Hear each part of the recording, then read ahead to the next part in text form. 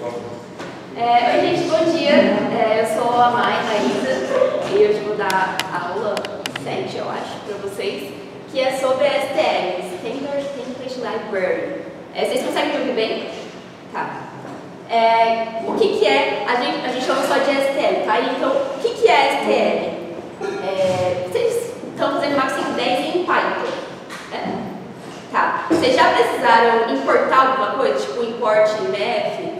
Então, esse import, o que a gente está fazendo? A gente está importando uma biblioteca, que é um conjunto de coisas já prontas. Então, já tem funções, classes, tudo pronto só para a gente pegar e usar. A STL, ela é a biblioteca padrão do C++. Deixa eu trazer meu computador para cá.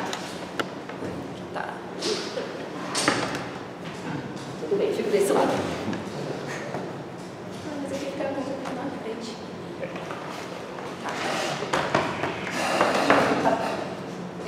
Tá bom.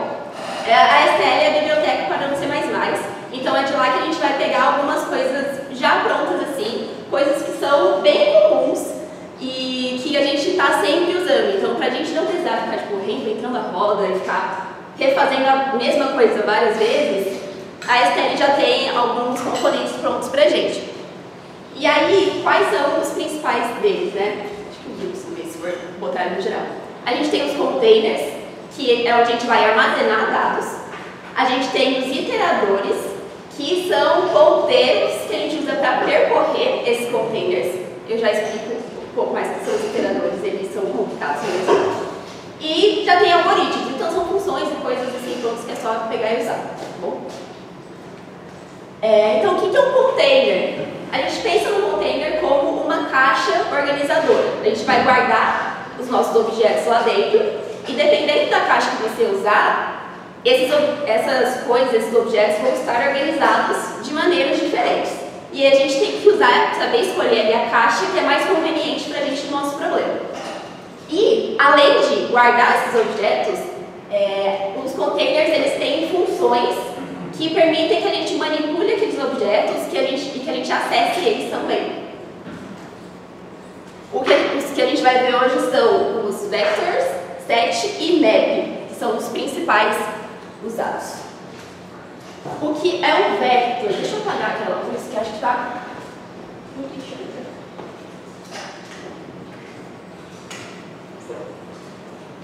Melhor. O que é o vector? O vector ele é praticamente uma array, que vocês já viram, só que é uma array melhorada, né? E qual que é a principal melhoria que um vector tem em relação a uma array? Tamanho. Numa array, quando a gente vai criar ela, a gente precisa dizer previamente o espaço que a gente precisa guardar. Então, eu quero uma array de tamanho 10, eu quero uma array de tamanho 50. E beleza, isso dá pra gente fazer, mas e quando a gente não sabe quantos objetos a gente precisa guardar? Né? Com array, isso a gente não dá pra fazer. Né? E aí que o vector entra, porque ele é uma array, só que ele vai aumentando o tamanho ali dinamicamente conforme a necessidade do nosso problema. Então a gente não precisa se preocupar com isso. E aí para inserir um objeto na array a gente usa essa função pushback. Então ali eu estou colocando, na array não, né, no vector. Ali eu estou colocando o número 5 no meu vector e para acessar aquele valor é a mesma coisa da array, os colchetes. Então ali se eu der o vec 0, que é a primeira posição do meu vector, ele vai me retornar o 5 que eu acabei de colocar. E aí lembra que eu falei que os containers eles têm funções ali associadas? No caso do vector, as principais funções são essas aqui. Então a pushback, que a gente vai inserir um elemento no vector, popback, para remover o último elemento, size, que vai me retornar a quantidade de elementos que eu tenho guardado ali no meu vector, empty, que é um booleano, que vai me dizer se aquele vector está vazio ou não, e tem essas duas aqui que são o begin e o end. O begin ele retorna o iterador para o primeiro elemento e o end para o iterador para a posição após o último elemento. Confuso, eu sei, já vamos entrar nos iteradores. Então, até o empty ficou tudo certo, tem alguma dúvida? Não, né? É bem de boa, o vector ele é quase como uma array ali, e enfim, bem tranquilo. Agora a gente vai fazer um exercício, né? O problema é ler números até que o zero seja inserido. E depois eu quero imprimir todos eles e a quantidade de números que eu li. Vamos lá então. Eu vou fazer aqui com vocês. Deixa eu copiar. Opa, não, volta. Aqui. Tá.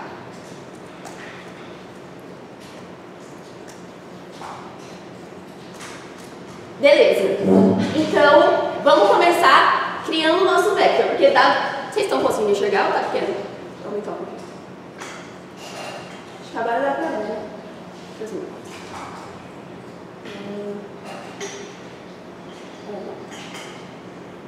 Tá. Imprimir todos. Como eu não sei a quantidade de números que eu preciso ler, então um array vai tornar meu trabalho mais difícil. Então eu vou usar aqui o vector. Ele é um vector do quê? O que eu vou guardar dentro dele? Vou guardar inteiros. Não está especificado no problema, mas vamos dizer que é inteiros, né? Poderia ser double e tal, mas vamos dizer que são inteiros. E eu vou dar um nome para eles, vou chamar eles de números. Beleza. Agora vamos ler, né? Então, primeiro eu vou criar uma variável int x.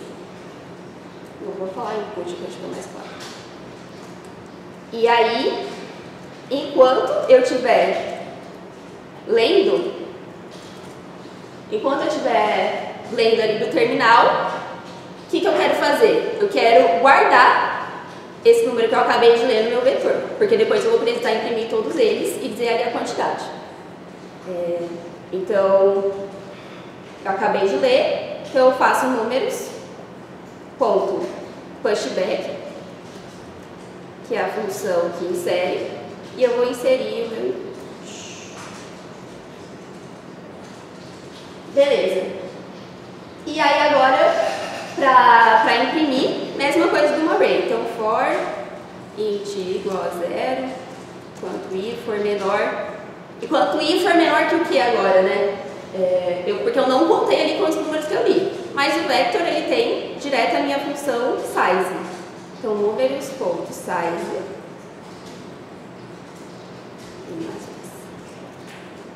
Beleza? E aí agora eu só quero imprimir aquele número. Então, cout números. E vou imprimir eles separados por um espaço. E pronto. Tem mais uma coisa, né? Que eu quero imprimir a quantidade de números que eu li. Então, aqui antes, eu vou dar um cout quantidade de números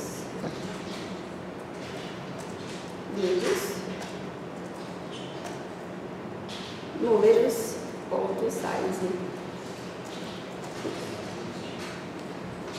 Beleza.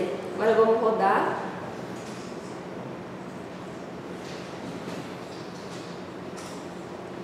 Pronto. Agora que eu posso inserir quantos números eu quiser. Até o número 0. Quando eu inserir o 0, eu não coloquei o if, né? Não coloquei condição de parar, então meu while está rodando para sempre. É isso, eu quero que pare quando a gente chegar no 0. Então aqui antes de imprimir não.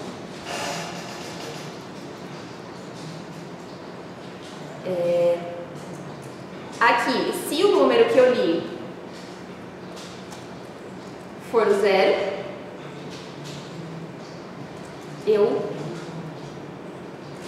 eu saio desse loop. Não foi assim que eu escrevi no jeito que está no slide, não vai ser certo também. Aí agora sim. Vou ler os meus números, tal. Quando coloco 0, ele me mostra a quantidade de números que eu li e os números lidos, tá bom? É isso. É um exercício bem simplesinho, mas é só para vocês verem que tipo, o vector ele é praticamente uma array, só que melhorado. Vamos voltar aqui. Esse código que eu escrevi está aqui, se vocês quiserem consultar depois. Agora vamos ficou tudo claro com o vector? Alguma dúvida? Não. Então, qualquer coisa é só Agora, iteradores. Lembra que eu falei aqui que o vector ele tem esse begin e end que retorna um iterador? O que é isso? O iterador, ele é alguém ali que vai estar apontando para um elemento no meu container. Então, nesse caso aqui, o iterador é essa setinha, escrito it. Tá? Ele não é o elemento, ele não é o C. Se eu tentar fazer alguma coisa relacionada ao elemento C com essa variável it, não vai dar certo. Porque ele não é, ele é alguém que está olhando para o C. E aí, se eu quiser saber alguma coisa sobre o C, sobre o cara que eu estou apontando, aí eu pergunto para o iterador. E aí eu falei que a gente usa o iterador ali para percorrer o container, né? Como que a gente faz isso? Se a gente der um it ou mais it, a gente passa para o próximo elemento naquele container. Então, o meu it vai deixar de apontar para o C e vai começar a olhar para o D. Se eu fizer menos, ele volta para o anterior. Então, eu paro de olhar para o C e passo a olhar para o D. Mas e se eu quiser falar com o meu elemento em si? Se eu quiser falar com o C, aí eu coloco um asterisco antes do I. Aí agora sim eu estou falando diretamente com o C. Tá bom? E aí, lembra que eu falei que tem o begin e o end? O que são eles exatamente? O begin, ele vai apontar para o primeiro elemento naquele meu container. Então aqui no caso, se esse meu container chama Czinho, e eu der um C.begin, ele vai apontar, vai me retornar um iterador que aponta para o A. Se eu fizer Czinho.end, ele vai me retornar um iterador que é a posição após o último elemento. Então ele não aponta para o último elemento, ele não vai apontar para ele. É a posição que está logo em seguida dele, que é um nada ali. Se eu tentar fazer qualquer coisa com esse end, vai dar pau, não vai funcionar, porque não tem nada ali. Tá? E aí, para percorrer um container C usando iteradores, a gente faz desse jeito, né? For out it, a gente declara o iterador, e a gente atribui ao iterador o begin, faça ele sempre andar para frente. Isso enquanto o quê? Enquanto ele for diferente de end. O que ele vai fazer? Ele vai começar aqui, quando eu dou um it mais, ele vai vir para cá, depois ele vai vir para cá, vai vir para cá, vai vir para cá, vai vir para cá, chegou aqui, para, eu não quero continuar porque não tem mais nada ali. Tá bom? Ficou claro os seus iteradores? Pode ser um pouco confuso, mas nesse caso estou tentando deixar simples. E aí vocês pensam, né? Nossa, por que eu vou fazer isso se no vector eu consigo acessar pela posição, igual a gente fez? Nos próximos containers que a gente vai ver, não vai dar para fazer a mesma coisa. Então, é importante saber trabalhar com iteradores. Agora, o próximo exercício é pegar aquele que a gente já fez, só que ele na hora de imprimir, ao invés de imprimir usando o índice, eu vou imprimir usando iteradores. E é bem tranquilo também.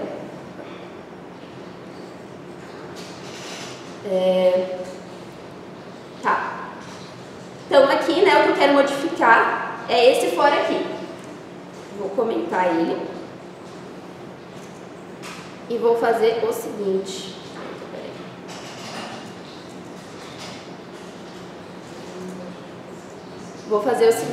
Vou criar outro for. Só que aí dessa vez vai ser igual o que eu mostrei no slide, né? Eu declaro o meu iterador. E aí eu faço números.begin. Enquanto o meu iterador for diferente do fim, eu vou para o próximo. Certo? Aí agora, como é que eu faço para imprimir? Eu não posso fazer isso aqui. Isso aqui não vai funcionar, isso aqui não quer dizer absolutamente nada. Porque o it não é um número, ele é um iterador. E aí, lembra que eu falei que para acessar o elemento que eu estou apontando, eu coloco um asterisco na frente do iterador. É isso. Vamos rodar. Então aqui de novo, né? Qualquer coisa, 0. Imprimiu normal. Funciona exatamente da mesma forma essas duas versões. Agora só uma explicação, o que é aquele auto, né? Auto é de automático mesmo. A questão é que o tipo de um iterador é um tipo muito complicado, não é simples igual int, igual string, é um tipo super complicado que depende ali do objeto que você está tratando. Para não entrar nessa complicação toda, a gente só usa o auto, que aí ele vai detectar automaticamente ali de que tipo de dado, que tipo de iterador que a gente está falando, tá bom? Tá. Então aqui é a mesma coisa que eu fiz com vocês. Ficou claro tudo sobre iteradores que a gente vai passar para o próximo? Tá. 7. Agora a gente já está falando de novo tipo de caixa, um novo container. O que é o set? Ele é um conjunto, igual o nome diz, conjunto, de elementos únicos. Então, dentro daquela minha caixa, eu não vou ter elementos repetidos. Eu posso colocar qualquer coisa lá dentro. Se for repetido, eu desconsidero e considero uma vez só. Como se fosse um trabalho em grupo ali, que mesmo se mais de um aluno entregar o mesmo trabalho, o professor vai corrigir um trabalho só uma única vez. Então, não importa quantas vezes que eu coloquei aquelas coisas lá, se é tudo a mesma coisa, eu considero uma vez só. E outra informação interessante e muito importante sobre sets é que ele armazena os elementos em ordem crescente, tá? Não fica tudo bagunçado lá, ele deixa tudo organizadinho. As funções do set. Como é que eu insiro um elemento? Set.insert. Erase para remover um elemento X. Se eu quero encontrar alguém ali dentro da minha caixa, eu uso o find. E o find ele retorna um iterador para o meu elemento. Tá? Não retorna o elemento em si, ele retorna um cara que aponta para ele. E se eu não encontrar o elemento X, aí ele vai retornar o end, tá bom?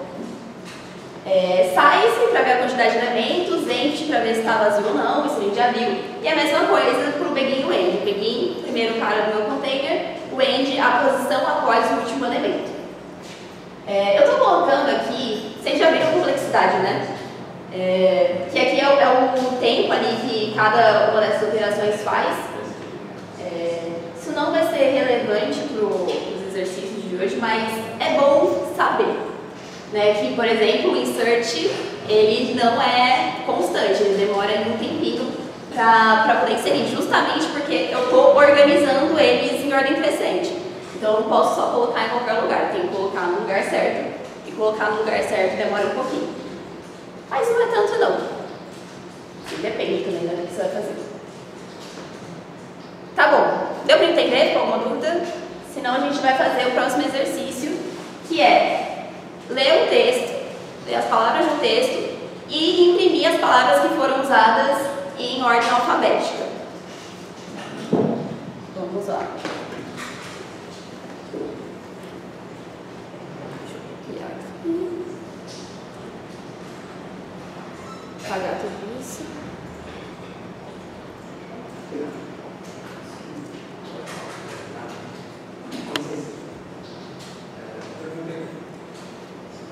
Beleza. Para facilitar, né, Oi, desculpa. Se o tipo de elemento que está no set não for int, como é que ordena? Então, se for int, ele tem um ordenador lá dentro. Se for uma string, ele também já tem alguém implementado. Se você está trabalhando com algum tipo mais complexo, aí você precisa dizer... Você precisa passar uma função que diz se um elemento é maior que outro. Então você precisa passar um ordenador, entendeu? Não vai ser o caso dos exercícios hoje, e não é o caso no geral. Assim, normalmente a gente não faz muito isso não, porque o que a gente normalmente trabalha em maratona são realmente números ou strings, entendeu? Normalmente a gente não precisa ir muito além disso. Mas se você tiver curiosidade, no final dos slides eu deixei links para as documentações Aí você pode ver lá, está escrito como é que você implementa esse ordenador. Beleza. Mais alguma dúvida? Tá. Aqui, para facilitar a nossa leitura, eu vou adicionar uma condição especial que é da gente ter comentado também a quantidade de palavras, tá? Então, eu vou ler aqui primeiro o tamanho.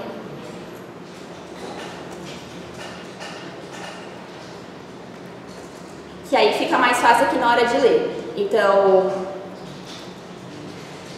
for int igual a 0, tamanho.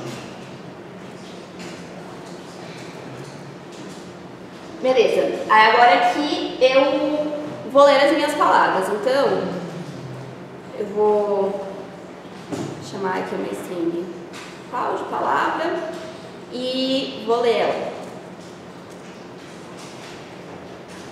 Certo. Agora eu preciso armazenar essas palavras em algum lugar. E nesse caso, a gente também está trabalhando aqui numa aula, uma sequência de coisas, obviamente vai ser o set, mas por que o set? Porque eu quero imprimir as palavras usadas, eu podia até colocar aqui uma condição a mais, né, sem repetição, para ficar claro. Imprimir as palavras sem repetição e em ordem alfabética. Então o set já faz tudo isso para mim. Então eu vou declarar aqui o meu set. Ele é um conjunto do quê? De strings. Vou chamar de palavras.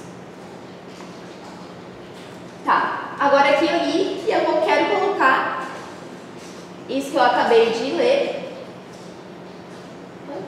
Isso que eu acabei de ler no meu set. Então, agora palavras, ponto, insert.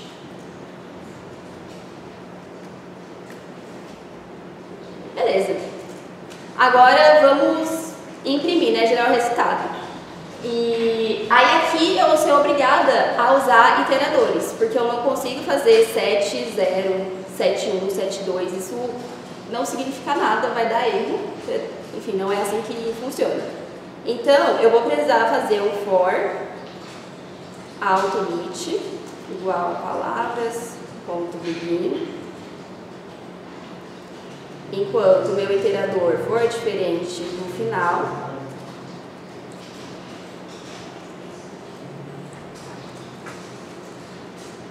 beleza. E aí eu quero imprimir as palavras. Ah, mas eu tenho que imprimir a ordem alfabética. Não precisa me preocupar com isso, o set já fez isso na hora que ele foi inserindo as palavras. Então, eu dou o cout.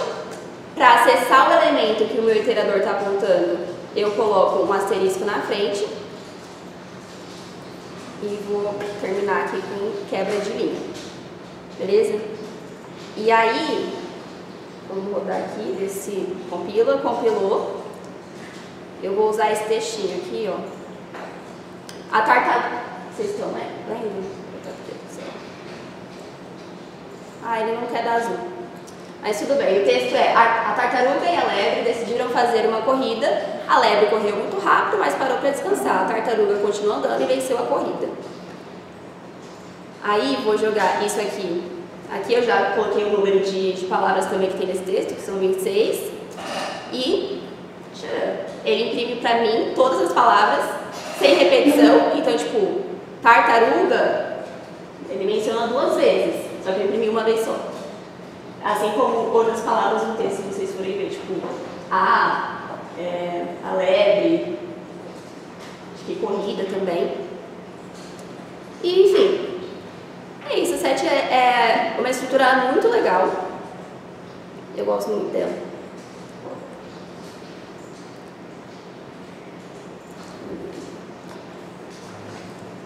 Que ele pode botar aqui também. Agora a gente vai para o próximo. Ficou mais alguma dúvida sobre set? Não, né? Vocês são meio de boa. Agora a gente vai para o map. Vocês já viram o dicionário em Python? Assim, não? Enfim, para quem viu o dicionário em Python, o map ele é o dicionário do C++. Ele vai mapear, associar uma chave a um valor. Então vamos pensar como uma agenda de contatos, em que eu tenho as pessoas e cada pessoa tem um número de telefone associado a ela. E cada chave é única, eu não posso ter duas chaves repetidas. E o map, assim como o set, vai ordenar as coisas ali dentro da minha caixinha, dentro do meu container, pela chave do elemento. Então, aqui nesse exemplo que eu deixei, né, que eu estou declarando a minha agenda aqui, é um map que mapeia uma string, uma palavra, para algo inteiro, um número. E aí, para criar, eu uso os colchetes assim. Para acessar também, eu uso os colchetes. Tá? E aí, quais são as funções do map? A gente tem o erase, que vai remover o par com a chave X. Ele demora log ele, eu não coloquei, mas para inserir a mesma coisa do erase, tá? É log ele também. E as outras funções que a gente já conhece, é o size, o empty, begin e o end. Só que aí tem uma coisa, né? Que agora eu estou falando de um map, o map ele é composto de duas coisas ali dentro. Então, se eu estou percorrendo o meu map, eu estou com o meu iterador olhando ali para o elemento X. Como é que eu sei quem é quem que é a chave, quem é o valor? Aí a gente usa essa sintaxe, né? Então, it, setinha, né? Traço maior ou igual first, vai me retornar a chave, e setinha second vai me retornar o valor. E percebe que aqui não tem aquele asterisco antes do it, porque eu estou falando direto com o iterador, eu não estou falando com o elemento, tá? E aquele programinha ali em cima vai me dar essa saída aqui. Então, percebe que, mesmo eu tendo inserido Paulo antes de Maísa, o meu nome aparece primeiro porque ele vem antes de B, tá bom? Pra gente fixar o map, é uma evolução do que a gente fez no set, né? Então, dado um texto, eu quero não só mostrar ali as palavras, mas eu quero também mostrar quantas vezes cada palavra apareceu. Então, vamos lá. Então, aqui não vai ser mais um set, né? Aqui vai ser um map de string para inteiros. A leitura aqui continua a mesma coisa, só que aqui, ao invés de usar o insert, que é o jeito que a gente trabalha com o set, eu vou... duas coisas, né? Primeiro, se a minha palavra já está no meu mapa, aí eu quero só incrementar o valor dela. Se a palavra que eu estou lendo não está no meu mapa, aí eu quero adicionar ela no meu mapa com o valor de 1, porque eu vi ela uma vez só. Então aqui eu vou ter duas coisas, né? Então eu vou usar um if. Para eu saber se a palavra está ali dentro, eu posso fazer if palavras. Né? Aqui eu estou tentando ver se a palavra... Não, nossa, aqui está errado. Não tem isso aqui não. Pronto, agora sim. Eu estou tentando ver se a palavra que eu vi existe já no meu map. Se ela existir, então eu vou incrementar o valor. Então eu vou fazer palavras.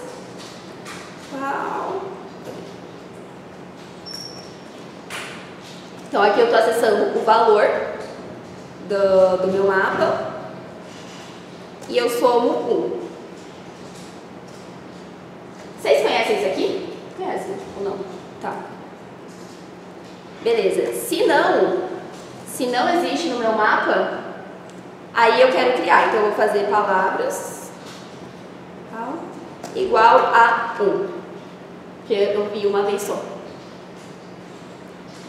E aí aqui eu vou ter que mudar também, né? Porque se eu fizer assim...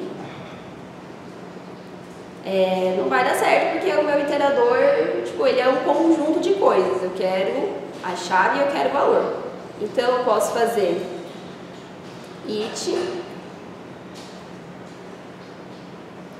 first, it tracinho first, e aí eu vou colocar aqui uma stringzinha, né, que é a palavra, não, isso, aqui,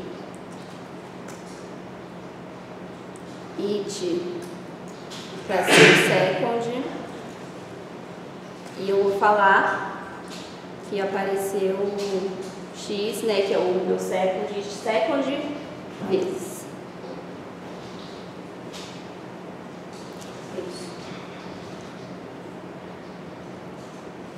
Vamos rodar, compila, compilou, aqui no texto.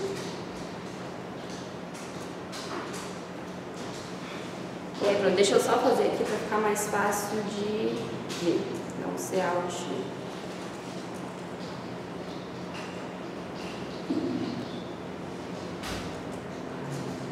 Pronto. Aí aqui ele vai mostrar, né? Por exemplo, o artigo lá apareceu 5 vezes na minha frase. Andando 1 vez, corrida 2 vezes. E é isso, porque eu já fui fazendo essa conta conforme eu fui lendo as palavras da entrada. Tudo certo? Bem tranquilo, né? Aí aqui essa solução. Agora, para finalizar, outras funções úteis da STL. Sorte vocês já viram, né? Eu tenho olhado nas notas de aula que vocês ordenaram a array como sorte. Para você fazer isso com vector, a gente passa os iteradores do começo e do final. E aí ele vai ordenar aquele vector para mim. Outras funções que são simples, mas tipo, facilitam a nossa vida ali, né, de não errar em coisa boba, tipo, o max vai me retornar o maior desses 2 elementos de A e B, mínimo vai me retornar o menor de A e B, e o swap que vai trocar esses 2 valores de lugar. Então, quem estava na variável A vai para B, quem estava na variável B vai para A. Tipo, dava para fazer isso aqui na mão também, mas, sei lá, às vezes você erra um menor igual, e aí seu problema, sua solução ali está dando problema, você não sabe o que, era um menor que estava, tipo, ruim. Esse é isso aqui para facilitar e para garantir que não vai fazer isso. Vou passar isso aqui rapidinho, para a gente falar de lower bound e upper bound, que também são outras 2 funções da STL, que a gente usa bastante.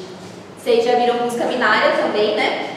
O lower bound e o upper bound, ele faz uma busca binária no container e retorna ali um elemento. O lower bound, ele vai retornar, o lower bound de x vai retornar o primeiro elemento que é maior ou igual a x. Então, nesse exemplo aqui, se eu fizer um lower bound desse vetor de 1, 2, 4, 4, 5, 7, ele me retorna o primeiro 4. E o upper bound vai retornar o primeiro elemento maior que x. Então, nesse mesmo vetor, o upper bound retorna o 5. Upper bound de 4, né? Mas o lower bound de 4 vai retornar o primeiro 4 e o upper bound de 4 vai retornar o 5. Tá? O primeiro elemento maior igual. Ele precisa que quem eu estou trabalhando ali esteja ordenado. E ele é log n porque ele é uma busca binária. Tipo, não é nem uma busca binária pura, mais rebuscada assim, mas a gente pode simplificar desse jeito. Deu para entender o que é lower bound e upper bound? Eu acho meio confuso, às vezes eu me confundia bastante, né, tipo, de saber qual usar, é maior igual, menor igual. Mas vocês podem sempre consultar também a documentação, os slides. E aí tem 2 coisas, né? Tem o lower bound no vector, que eu passo meio que o vector como parâmetro para minha função. Só que se eu quiser fazer isso no set ou no map, eu já tenho essas funções acopladas ao meu container. Então, igual a gente usava o consize, complement, não sei o quê, eu posso usar o meu set_s.lowerBound ou .upperBound, mesma coisa para o map, tá? Para o vector não tem isso, a gente precisa passar o começo e o fim dele. Sempre lembra de conferir se o seu vetor está ordenado antes. E é isso. Dá para fazer isso aqui também, no set e no map, mas não vai ser tão eficiente, tá? É mais eficiente usar desse jeito aqui. E fica até mais fácil de ler também, eu acho. Tá bom? Aí agora, para finalizar, igual eu falei, né? Eu deixei aqui 2 duas documentações do C++, porque o map, o set e o vector não são os únicos containers que existem, tem vários outros que são interessantes também. E também eles não têm só essas funções que eu passei aqui, eles têm outras coisas a mais. Eu passei o principal que a gente usa e os mais recorrentes, assim. Se vocês quiserem ver quais outras coisas que tem esses dois sites aqui. Eu acho que esse aqui é a documentação meio que principal, ali do C++. Só que eu gosto do C++, que eu acho ele mais amigável. Eu acho que ele dá uns exemplos mais legíveis do que o CPP Reference. E aí, para quem tiver curiosidade, dá uma olhada do Unordered Set e o Unordered Map, que é o set e o map, só que sem aquela ordenação que eu falei para vocês. Não vai precisar deles para os exercícios, mas eles são legais de saber que existem, tá? Porque lembra que eu falei que para inserir, né, como eu preciso inserir no lugar certo, isso tem um custo? Nesse caso aqui, como eu não preciso cuidar de onde eu vou inserir, ele acaba sendo muito mais fácil, tá? E aí, se você está em um problema que é muito complexo, que você sabe que vai custar muito e você não quer gastar tempo nisso, ou é um problema com uma restrição de tempo bem apertada, assim, é melhor usar esses do que usar o set e o map normal, bom? E é isso, gente. Obrigada. Formas da presença está aqui para vocês preencherem. E ficou alguma dúvida? Não? Os exercícios estão na planilha também. E é isso. Tá? Parece que tem um exercício que está com problema. Eu vou dar uma olhada agora para ver o que faz, se dá para acessar ele, você vai precisar trocar. É o exercício, qual que é o nome? Expressões, né? Se vocês não conseguirem acessar o exercício de expressões, me avisem. Oi.